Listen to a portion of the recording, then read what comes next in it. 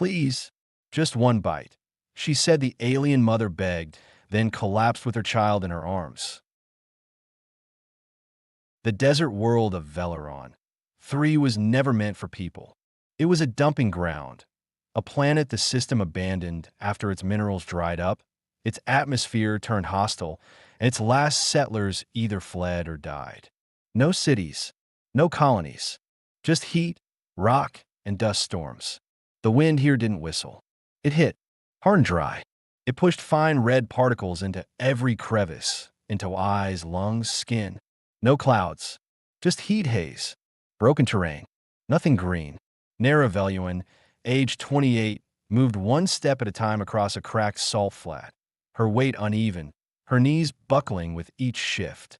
Her arms were wrapped tight around her daughter, shielding the child's small body from the worst of the wind. Zelva, age 5, didn't speak, didn't move much. Her breath came in short, shallow pulls. Her eyes stayed half-lidded, unfocused. Nera's feet were bare, her skin blistered from sand. Her legs were covered in cuts, not from assault, but from crawling over rocks and rusted metal. Her clothing had once been a fitted silver survival tunic, issued on refugee routes, tight at the waist, flared at the hips, with side vents for heat regulation. But it had been worn thin, torn by sand and weather. She had stripped half the sleeves to wrap around Zelva's chest. The rest flapped around her thighs, loose and useless.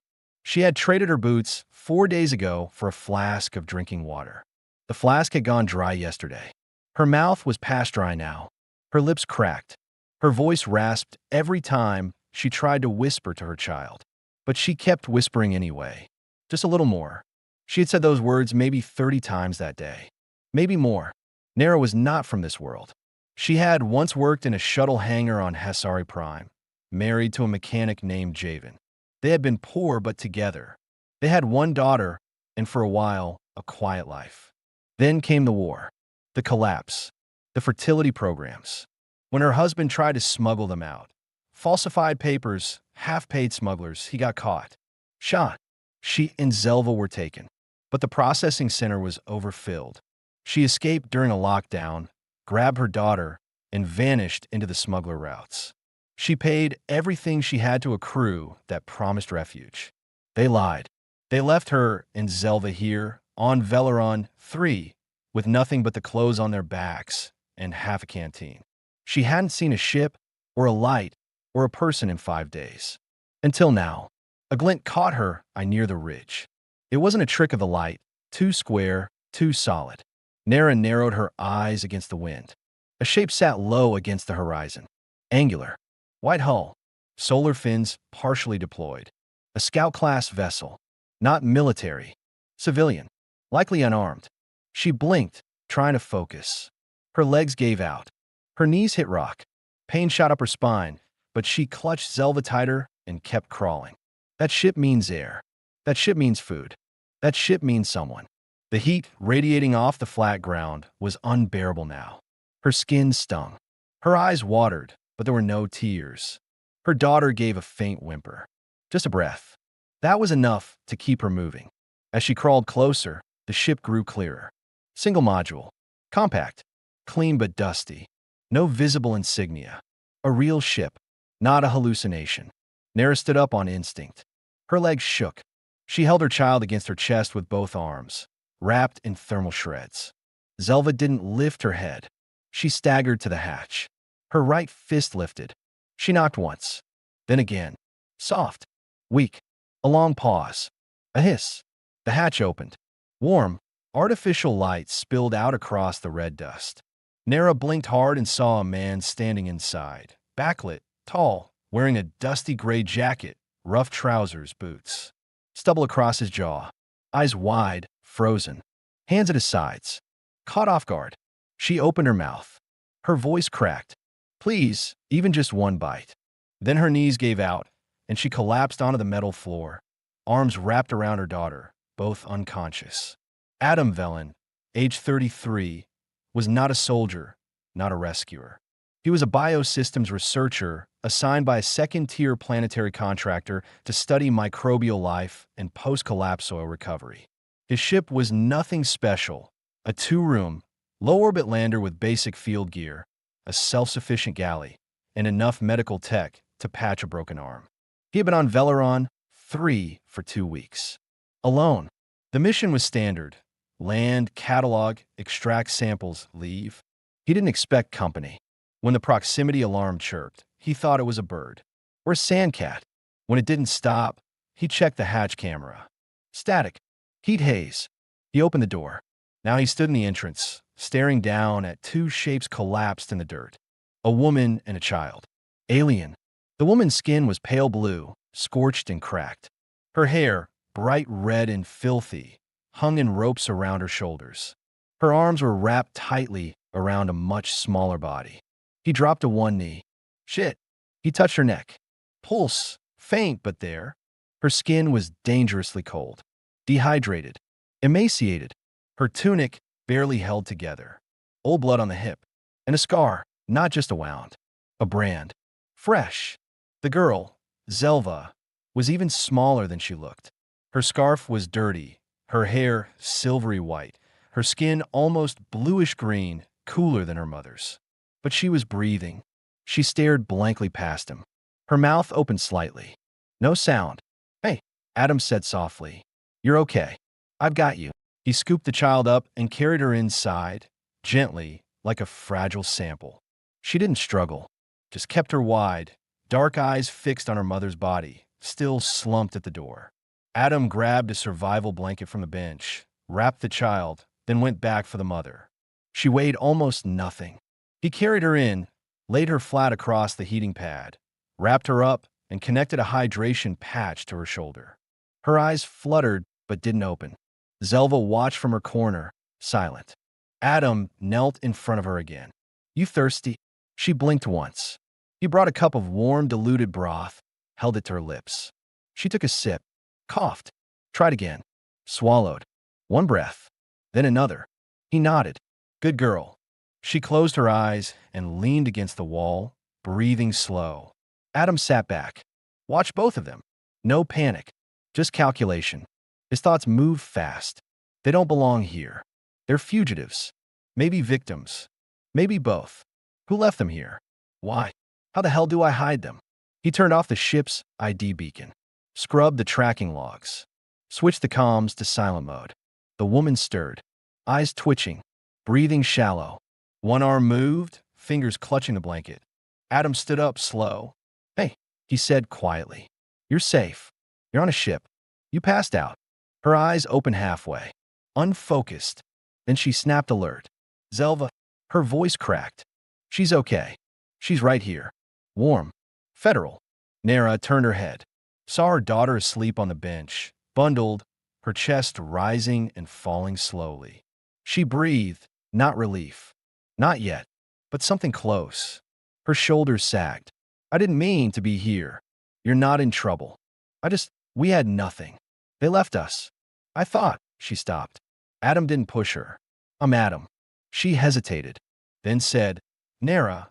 He nodded once. You're not going to die out there. Not today. She didn't thank him. She couldn't. Not yet. But she didn't look away. The heating coils hummed low inside the scout vessel. Dim light glowed from the ceiling panels, casting a warm wash across metal walls dulled with dust. Adam moved quietly through the cabin, keeping one eye on the sleeping mother and child. Nera lay wrapped on the narrow bench, her breathing steadier now, though still shallow.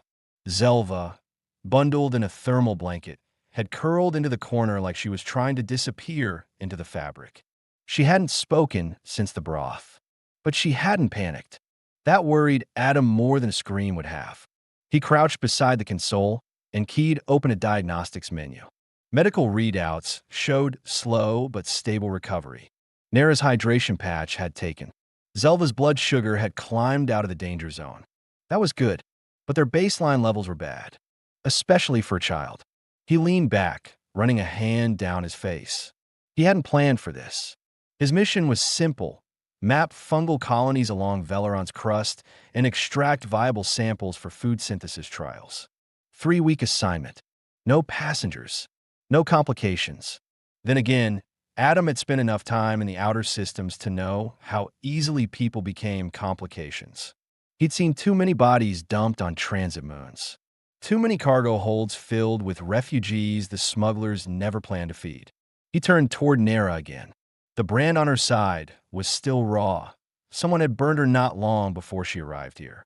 Not a species mark, not a tribal sigil. It looked institutional. Deep, angular strokes designed to identify. Probably fertility cast. Probably discarded. He checked the logs. His ship's beacon had pinged a passive scan 10 minutes before Nera knocked. Standard patrol sweep, low-range surveillance drones, running ID checks, and heat signatures. Nothing followed up. Not yet. But something would. He stood and moved toward the galley module, kept his movements slow, quiet. Every noise echoed in the small space. He heated water, pulled ration paste, added a bit of thickener to make it easier to digest. Simple, non-reactive, warm. Zelva stirred. Adam turned. The child blinked up at him, groggy, wary. She didn't speak. She looked past him, toward the closed hatch, then back to Nera. Adam crouched. She's okay. Sleeping. Zelva nodded. Barely. Her fingers tightened on the blanket edge. You want more broth? She looked down, then up, then nodded again. He poured it carefully into a cup. No steam. Not hot enough to burn. He held it out, waited. Zelva reached for it. Her fingers were small, trembling slightly. She took a sip, then another. Her throat moved slowly. She swallowed. What's your name? Adam asked. She hesitated, then whispered Zelva. He smiled faintly. That's a good name. She didn't respond. He sat back on his heels. Mine's Adam. A pause. Then, softly, are you going to take her away? He blinked. What? She pointed, barely, toward Nera. Are you going to take Mama away? Adam stared at her, stunned by the question. The words were too calm, too quiet. Not confusion. Expectation. No, he said. I'm not taking anyone anywhere. You're safe. She held his gaze a moment longer, then nodded.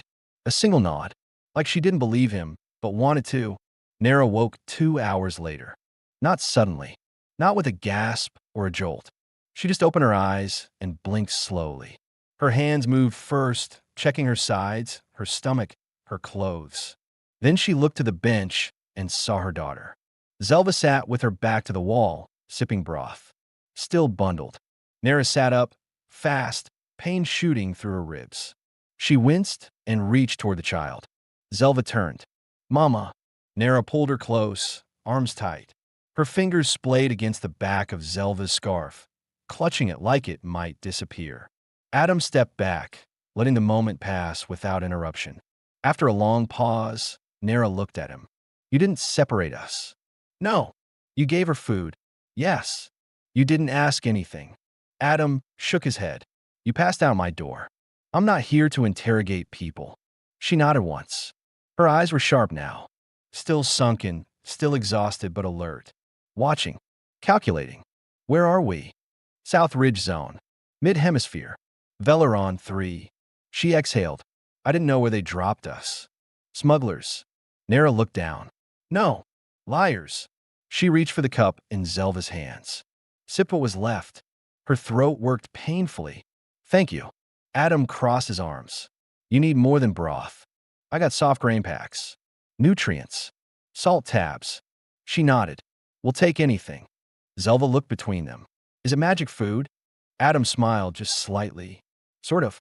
It's science. Tastes like paper. The child wrinkled her nose. Nera's face cracked for a moment. Just a flicker, almost a smile. But it vanished. I don't know how long we were walking, she said. Days. I lost count. I gave her most of the water. It wasn't enough. You did what you had to. She looked at him again. Carefully. Slowly. Why are you here, Adam? Research. Soil fungi. Bioadaptation. There's a theory Veleron's lower strata still support edible roots. I'm here to check. That's it. He shrugged. I don't work for a corporation. I just log data. No one cares where I go as long as I report. She didn't look convinced. Adam leaned forward. You're not a problem for me. But if anyone else scans this ship and sees you here, Nera's entire body tensed. I'll erase the logs. If they come close, I'll shut down heat and go dark. We can stay hidden, or I can prep for launch and take you with me. That's your call." Zelva looked up at her mother. "Can we go?" "Not back. Somewhere new." Nera touched her daughter's cheek, then turned back to Adam. Her voice dropped, low and firm. "We won't go back. Ever." "Then we plan," Adam said. "And fast. If they come looking for you, I need to know who they are." Nera looked down. "They're not people. They're systems. They don't wear faces. They wear badges. I'm from a place where widows are recycled, labeled, bred again, or sent to facilities. If they catch us," she didn't finish. Adam didn't ask her to. He just said, "You're not going back." For the first time since she stepped onto his ship, Nera didn't flinch. She nodded, not with fear, but with decision. And somewhere behind her ribs, beneath all the damage, something very old and very human stirred again. Choice. The scout vessel's interior remained quiet, lit in warm amber tones as the sun outside dipped low, casting deep shadows over the red dunes. Nera sat on the edge of the heating bench, her arms around Zelva, whose head rested against her shoulder. Her posture was straighter now, her breathing deeper. She had eaten a full ration and kept it down. The worst of the dehydration was over, but the fatigue hadn't lifted from her face. Adam sat across from them, crouched beside the system's console, keying through diagnostic scans. His ship's signature was now fully masked, thermal dampeners running, beacon silent, autolog scrubbed. But it was a temporary fix. If anyone returned to Veleron 3, especially on official patrol, the ship would stand out no matter how well it was hidden. He broke the silence. "They'll sweep again. Maybe not today, but soon." Nera nodded, her eyes focused on nothing. That's how they operate. Slow, steady. They scan the places no one cares about. I can fly low to the southern cliffs. There's a basalt shelf, deep enough to scramble signals. We'd have cover. What happens if they land? Then we leave orbit and go dark. I have enough fuel for one jump, maybe two. But after that, it's guesswork. Zelva looked up. "Is there food where we're going?" Adam hesitated, then met her eyes. "There will be." Nera pulled her daughter closer, kissed the top of her head. "If he says so, we trust him." That moment, simple, unspoken, held more weight than anything so far. Adam felt it. Not affection. Not yet. But something closer to recognition. That she was deciding, bit by bit, to believe him. And that scared her more than the storm outside. Zelva soon drifted to sleep again, curled on her mother's lap. Adam handed Nera a thermal wrap. She draped it over them both, smoothing the edges across her daughter's shoulders. "I wasn't supposed to be a mother," Nera said after a long pause. "Not officially." Adam stayed silent. "They assigned me. Fertility bracket. Caste genetic match. My husband was a shuttle mechanic. I met him by accident. He bribed a sequencing clerk to cancel my placement. Said I had a respiratory gene fault. We married before the system could fix it. And they came after you. Not right away. But he broke rules. And when they caught him," she stopped. The next words caught behind her teeth. Her throat moved once. "They left his body in front of our door. To make a point." Adam didn't look away. "You were marked. They branded me a deserter. Unviable. Too emotional. That's what they call women who don't comply." She touched her hip. Not self-pitying, just tracing the memory. "I fled with Zelva. Bought passage. Every coin we had. They promised to take us to Varen's reach. Instead, they dumped you here." Her mouth tightened. "They said it was standard refugee offloading. No complaints.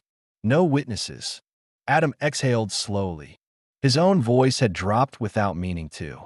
"Why didn't you call for help? Signal distress." Nera looked up, tired but clear-eyed. "Because distress calls go to corporate rescue ships. And corporate rescue ships return property." He understood. Too well. Out here, law didn't mean protection. It meant ownership. Nera stood carefully, laying Zelva on the bench. She moved stiffly, one hand against the wall for balance, then crossed the small cabin to where Adam stood. He looked at her, expecting a request. But she just stared at the view screen, where the desert stretched endless and rust-red, wind rolling in soft currents over the hills. "You're not like the others," she said. I'm not sure what that means. They stare. They grab. They take. Even when they offer help, it's not without a price. But you, her voice faltered for a second. You didn't ask where I'm from, or what I used to be. Adam answered simply, You're here. That's enough. A long silence stretched between them. She didn't look away. She studied him, searching for something beneath his calm voice and quiet presence. Then, I haven't slept next to another person since he died. Adam didn't move. I don't mean, her voice broke. I'm not offering anything. I just, I don't remember what it feels like to breathe in a room and not brace for someone's hand. He nodded slowly. You don't have to explain. You're safe here. That's all.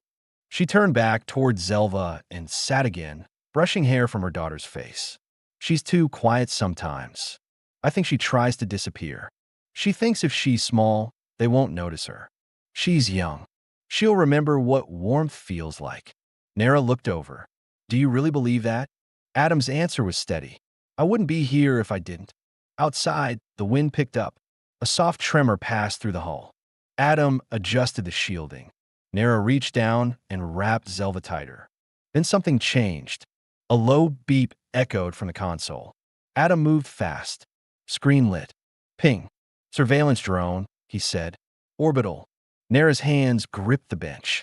They found us. No, but they're mapping heat signatures.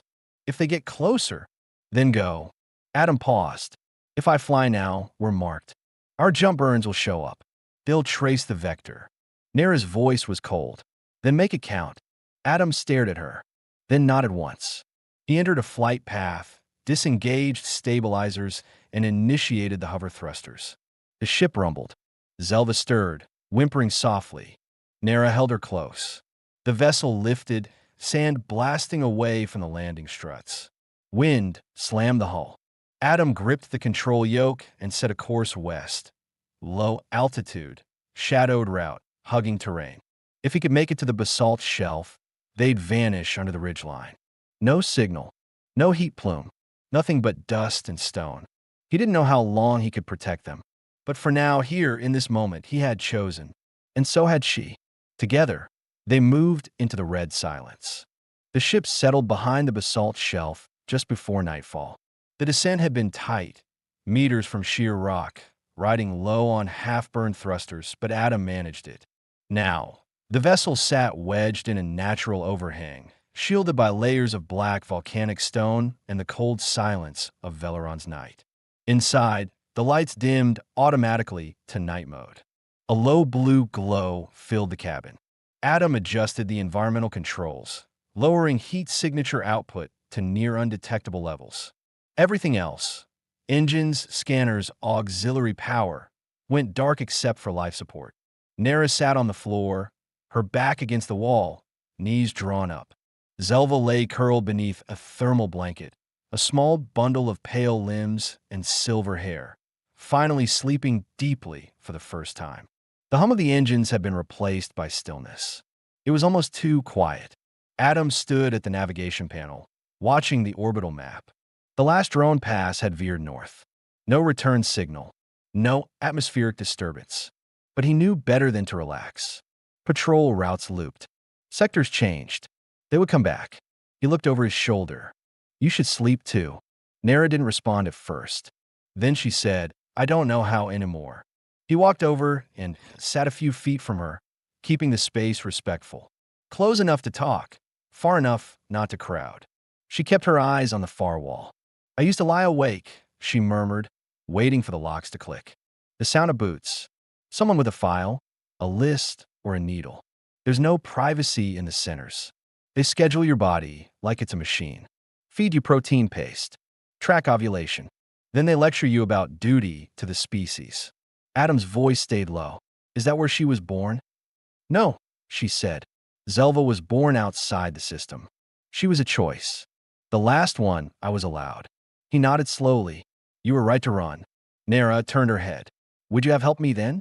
If you saw me standing outside those gates, branded, holding her, would you have let me in? Adam didn't flinch. Yes. She looked at him for a long moment, searching for something in his face, doubt, hesitation, maybe guilt. She didn't find it. He spoke again. You don't owe me anything. You don't need to explain yourself. I'm not keeping score. She nodded faintly. That's the hardest part. Not owing. I'm not used to it. Adam didn't press her. He reached to the side panel, pulled out a sealed pack, opened it, and handed her a compressed meal bar. Eat. Real food this time. We'll both think better after. She took it, bit down slowly, chewing without looking at him. She didn't thank him. Not out loud. But the silence was no longer defensive. Just cautious. Adam leaned back against the wall, staring at the ceiling. His muscles ached. Not from exertion, from restraint. He hadn't slept either.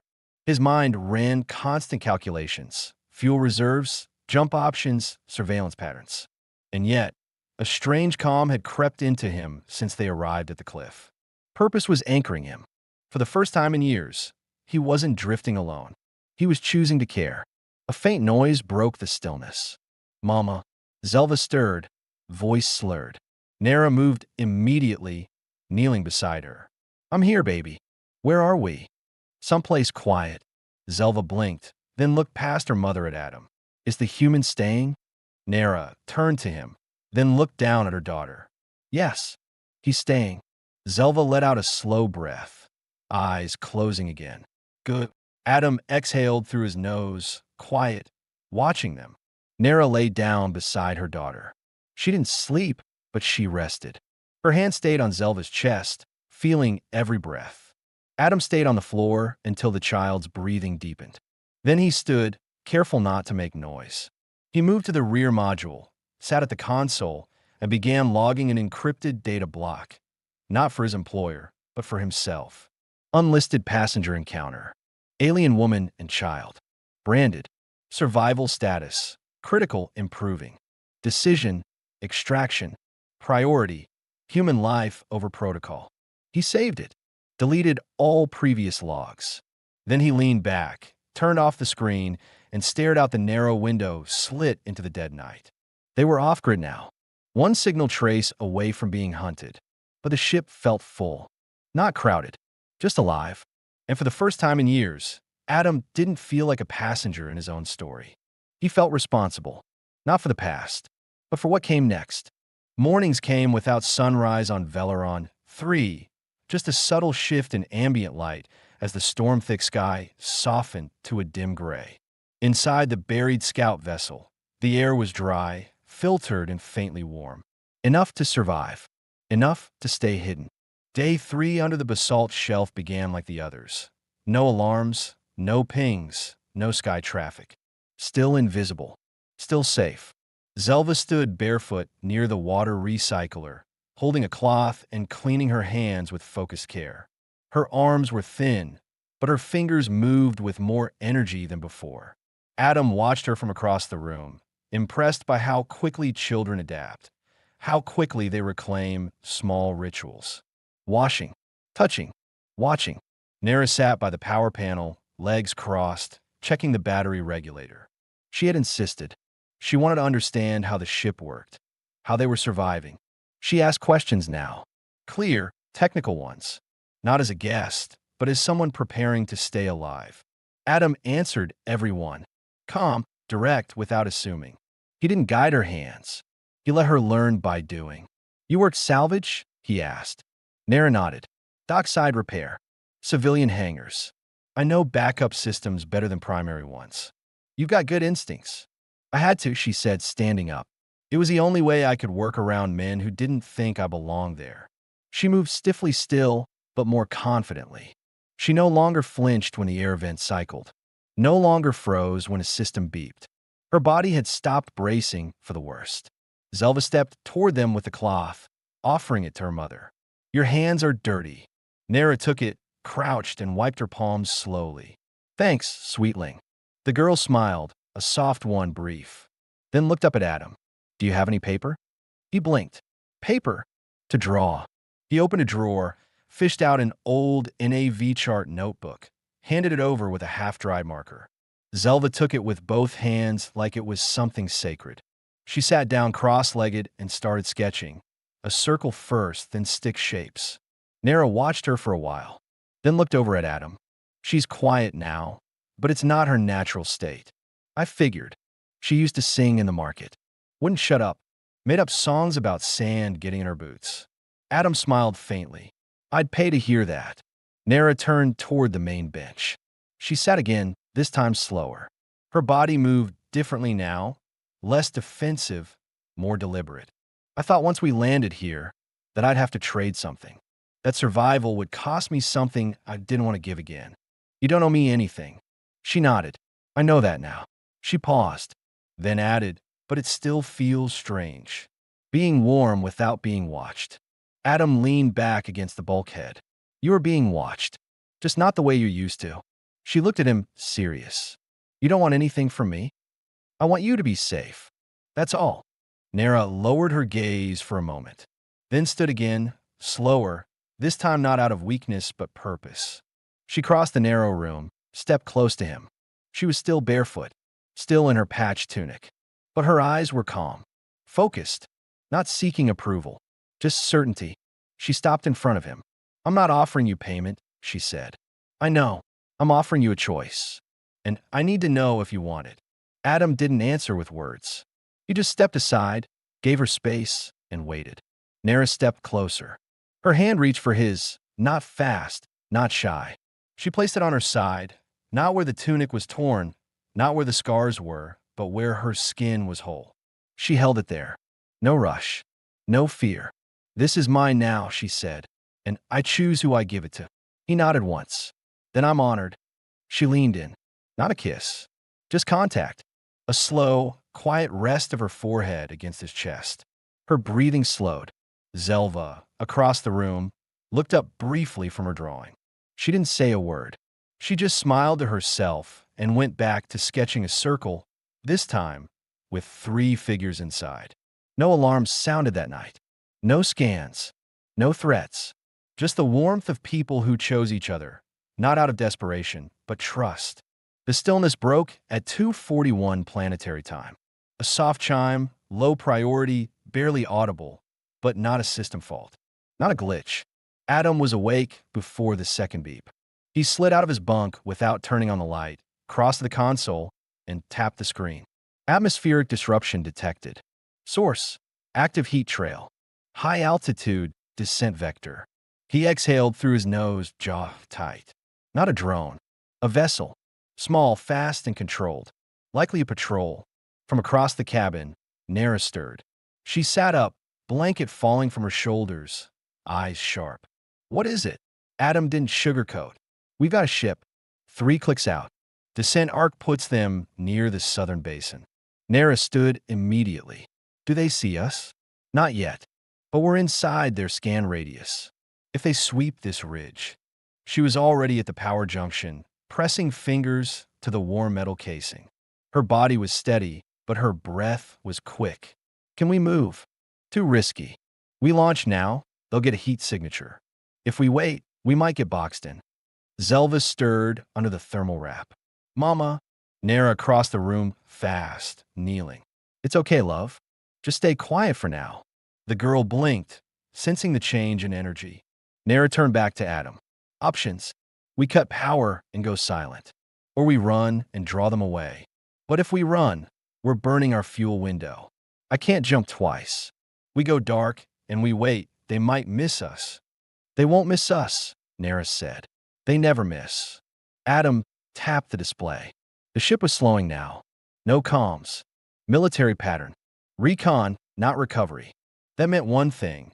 They were scanning for illegal cargo. Refugees. Escaped assets. People like Nara. He moved to the hatch, unsealed the manual bay, and began assembling his old recon pod. A single-seat exo-launcher, barely space-worthy. What are you doing? She asked. I'm going to draw them off. Her voice hardened. That's suicide. I don't have to outrun them. Just distract them. A quick launch. Short burst. They follow. We move the main ship while they're tracking a ghost. They'll shoot you down. They won't risk firing without ID. Not in this sector. Nara stepped forward. No, you're not going alone. You can't come. I'm not asking. Her voice cut through the air like it belonged in a different life. She wasn't asking. She wasn't pleading. She was deciding. Adam paused. You have a daughter. She has me because I didn't wait for someone else to act. I'm not stopping now. He didn't argue. Instead, he handed her the beacon scrubber, a small fist-sized box used to fake heat signatures. You know how this works? She nodded. We used to back on Hessari. Smugglers used to plant them on delivery drones. He handed her the strap and started sealing the pod. I'll give you 2 minutes. If I don't trigger the signal, you launch the ship. Full burn. South vector. Nara stepped in closer. Don't talk like you're not coming back. He didn't answer. Instead, he looked over at Zelva, now awake and silent, clutching the side of the bunk with wide eyes. Nara followed his gaze, then crouched beside her daughter. Listen to me, little one. If anything happens, you go with him. You trust him. He will keep you safe. Zelva's voice cracked. You're not leaving again. Nara swallowed hard. I'm not leaving. I'm buying us time. The girl grabbed her hand tight. Don't go where I can't follow. Nara leaned in, kissed her forehead. I will always come back. Zelva didn't let go. Adam stepped in. Hey, I need you to be brave right now. Can you do that for your mom? Zelva didn't answer with words. She just nodded and released her grip. Minutes later, Adam was strapped in. Nara sat beside him in the two-person sled, the beacon decoy pulsing under her knees. Trajectory locked, he said. Once we fire, they'll see us. No going back. Nara looked out the viewport. The sky was a dull blue now, patrol lights faintly visible, combing the horizon. She leaned back. Let them see us. He hit ignition. The pod launched like a bullet across the ridge, slicing through open air, painting a bright red signature in the dark. Alarms lit across the NAV console. The patrol ship changed course. Locked on. They're following, Adam said. 10 seconds to beacon release. Nara triggered the scrubber. A second signal bloomed in the air, just below a rocky shelf. Stronger, hotter. False. Got them, he said. They're shifting, hooking low to intercept the ghost. Nara smiled. Told you they never miss. They launched the escape maneuver, diving low, swinging wide past the cliffs. Adam triggered the auto-return to dock. The patrol craft was still tracking the fake target. So far, so good. By the time they returned to the main ship, Zelva was already seated in the co-pilot chair, small hands clutching the edge, eyes fixed on the door. When it opened and Nara stepped inside, she launched into her mother's arms without a word. Adam watched the moment silently, then crossed to the console and cleared all local telemetry. Gone. No trace. They bought time. Not forever, but enough. Nara stood, holding her daughter close. She looked at Adam, not smiling, not crying, just present. Steady. You don't have to protect us alone anymore, she said. He nodded. Good. Because I wasn't planning to. They left Veleron 3 just before dawn. The launch was clean. No heat trail, no beacon burst. Adam timed it between orbital patrol sweeps, using what little fuel they had left to punch a straight, silent line into the upper stratosphere. The ship groaned under pressure, but held. Nara sat in the co-pilot seat, Zelva strapped beside her in a child's harness Adam rigged from old mining gear and thermal wraps. The girl clutched her drawing pad to her chest. It had only one picture inside, 3 small shapes drawn with careful, childlike lines. A woman, a man, a child, all standing in a circle of stars. Below them, Veleron, 3 vanished into clouds of red dust and fractured stone. It had taken everything from them and given them nothing back, except each other. They reached low orbit, silent and off-scan. From here, Adam had a single shot, a hidden jump gate nested in the asteroid ring near Arc Sector 12B. It was illegal, undocumented, but it still pulsed faintly with power. Smugglers used it once. Now would be their exit. He keyed the final jump code and leaned back. 3 minutes to vector alignment, he said. Nara didn't answer. Her hand rested on Zelva's shoulder, but her eyes were on him. Adam turned toward her. You okay? She studied him for a long moment, then stood slowly, walked across the narrow space between them, stopped in front of him, her posture grounded, her expression unreadable. I was waiting for the moment you'd change. He frowned. What do you mean? When things got hard. When we ran out of options. I thought you'd start calling in debts. Start expecting something. He looked up at her. I didn't. No, you didn't. She reached down and took his hand, gently, not urgently. Her fingers were warm. Steady. I've been living off fear for too long, she said. But I'm not afraid of you. He rose slowly. Their bodies were close now, the soft hum of the ship the only sound. Nera tilted her head slightly, her eyes locking with his. No hesitation, no guilt, just decision. When she kissed him, it wasn't shy. It wasn't desperate. It was quiet, confident. A woman reclaiming something that had been taken from her too many times, the right to give freely. His hands came to her waist. He didn't grip, didn't pull. He let her lead. When they parted, she stayed close, forehead resting against his. Zelva looked up from her seat, wide-eyed, and grinned faintly. "You're going to be my papa now?" she asked, soft and curious. Adam blinked, caught off guard. Nera laughed once, the first true laugh he'd ever heard from her, and turned toward her daughter. "Only if he wants to." Adam looked between them, then stepped back just enough to meet Nera's eyes. "I want to," he said. "Both of you. I'm all in."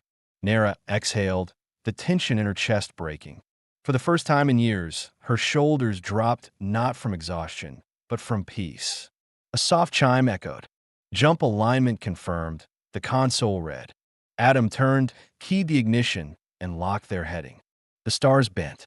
The vessel slipped into hyperspace, the viewport filling with streaked light and motionless silence. Behind them, nothing remained but dust and heat. Ahead of them, a new system, a quiet orbit, a place with no records, no brands, no patrols. A future. They didn't need a destination anymore. They had each other.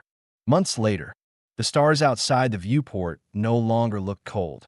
Adam stood on the small exterior deck of the orbital shelter, sleeves rolled up, hands covered in soil. The hydroponic trays were finally taking root, crisp leaf greens, mineral-rich stalks, and a few stubborn tubers Nera had insisted on trying, claiming she once fixed a rusted hoverbike using nothing but potato skin acid and wiring. He looked over his shoulder. Inside the small shelter unit, lights spilled from the warm interior, clean, lived in. The bunk room had been expanded with salvage panels. A second sleep unit had been installed for Zelva, and the galley had real utensils now, not just ration forks. The girl herself, 6 now, sat at the table drawing again, new pens, new paper. Her hair had grown longer, tied back with a strip of Nera's old tunic. She scribbled something, looked up at the sound of footsteps, then jumped up as the door opened. "Papa." Adam blinked, not because he hadn't heard it before, but because it still hit him like a second heartbeat. "Hey, Zelly, what are you working on?" She held it up, a crude but bright drawing of a small home with stars above it, and 4 figures now. The fourth had no face, just a round belly and a soft outline. "Is that?" He trailed off. Zelva nodded with pride. "That's Mama, and the little one." Adam smiled, shook his head slowly, and stepped further inside. Nera was sitting on the padded bench, one hand resting absently over her lower abdomen. She wore a soft fiber shirt now, gray with stitched seams, and her eyes tracked him even before he reached her. "You told her already?" he asked. "She figured it out before I did," Nera said. "She asked why I was throwing up in the morning." Adam knelt beside her. "And I checked twice. It's real." She placed his hand over her stomach. "You did this, human." He grinned. "Well, I had help." Zelva hopped onto the bench and leaned against them both. "Is it going to be a boy or a girl?" Nera glanced at Adam. "We'll let the universe surprise us." "I hope it's a sister," Zelva said, "but I'll share my bed either way." Adam leaned forward, pressing his lips gently to Nera's. Her hand found the back of his neck, steady and sure. No tension, no walls, just the softness of people who had been broken and had built something better in the ruins. When they pulled back, Nera whispered, "We're not running anymore." Adam nodded. "We're not hiding either." Outside, the new garden lights flickered on. Inside, the sound of quiet laughter and breath filled the space. Zelva pressed her hand over Nera's belly. "Hi," she whispered to the baby. "You're gonna love it here." And for the first time since Veleron 3, the silence was full. The true end.